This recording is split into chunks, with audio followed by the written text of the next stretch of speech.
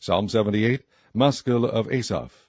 Give ear, O my people, to my law. Incline your ears to the words of my mouth. I will open my mouth in a parable. I will utter dark sayings of old, which we have heard and known, and our fathers have told us.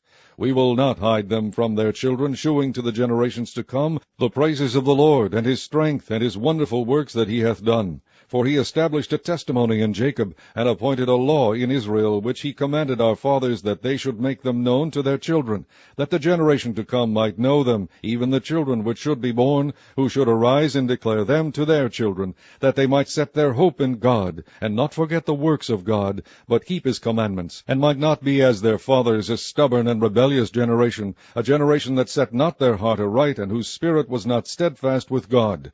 The children of Ephraim, being armed and carrying bows, turned back in the day of battle. They kept not the covenant of God, and refused to walk in his law, and forgat his works and his wonders that he had shewed them. Marvelous things did he in the sight of their fathers, in the land of Egypt, in the field of Zoan. He divided the sea, and caused them to pass through, and he made the waters to stand as an heap. In the daytime also he led them with a cloud, and all the night with a light of fire. He clave the rocks in the wilderness, and gave them drink as out of the great depths. He brought streams also out of the rock, and caused waters to run down like rivers. And they sinned yet more against him by provoking the Most High in the wilderness, and they tempted God in their heart by asking meat for their lust. Yea, they spake against God. They said, Can God furnish a table in the wilderness? Behold, he smote the rock, that the waters gushed out, and the streams overflowed. Can he give bread also? Can he provide flesh for his people? Therefore the Lord heard this, and was wroth. So a fire was kindled against Jacob, and anger also came up against Israel, because they believed not in God, and trusted not in his salvation. Though he had commanded the cloud from above, and opened the doors of heaven, and had rained down manna upon them to eat, and had given them of the corn of heaven. Man did eat angels' food. He sent them meat to the full. He caused an east wind to blow in the heaven, and by his power he brought in the south wind. He rained flesh also upon them as dust, and feathered fowls like as the sand of the sea, and he let it fall in the midst of their camp round about their habitations. So they did eat, and were well filled, for he gave them their own desire. They were not estranged from their lust, but while their meat was yet in their mouths, the wrath of God came upon them, and slew the fattest of them, and smote down the chosen men of Israel. For all this they sinned still, and believed not for his wondrous works. Therefore their days did he consume in vanity, and their years in trouble.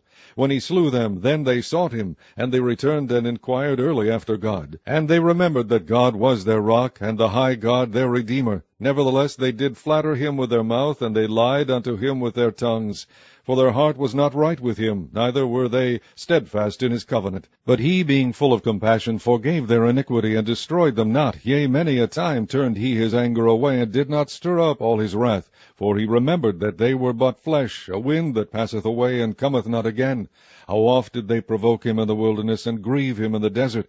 Yea, they turned back, and tempted God, and limited the Holy One of Israel. They remembered not his hand, nor the day when he delivered them from the enemy, how he had wrought his signs in Egypt, and his wonders in the field of Zoan, and had turned their rivers into blood, and their floods that they could not drink. He sent divers sorts of flies among them, which devoured them, and frogs, which destroyed them. He gave also their increase into the caterpillar, and their labor unto the locust. He destroyed their vines with hail, and their sycamore trees with frost. He gave up their cattle also to the hail, and their flocks to hot thunderbolts. He cast upon them the fierceness of his anger, wrath, and indignation, and trouble, by sending evil angels among them. He made a way to his anger, and spared not their soul from death, but gave their life over to the pestilence, and smote all the firstborn in Egypt, the chief of their strength in the tabernacles of Ham, but made his own people to go forth like sheep, and guided them in the wilderness like a flock. And he led them on safely, so that they feared not, but the sea overwhelmed their enemies. And he brought them to the border of his sanctuary, even to this mountain which his right hand had purchased. He cast out the heathen also before them, and divided them an inheritance by line, and made the tribes of Israel to dwell in their tents. Yet they tempted and provoked the Most High God, and kept not his testimonies, but turned back and dealt unfaithfully like their fathers. They were turned aside like a deceitful bow, for they provoked him to anger with their high places, and moved him to jealousy with their graven images. When God heard this, he was wroth, and greatly abhorred Israel, so that he forsook the tabernacle of Shiloh, the tent which he placed among men, and delivered his strength into captivity, and his glory into the enemy's hand. He gave his people over also unto the sword, and was wroth with his inheritance.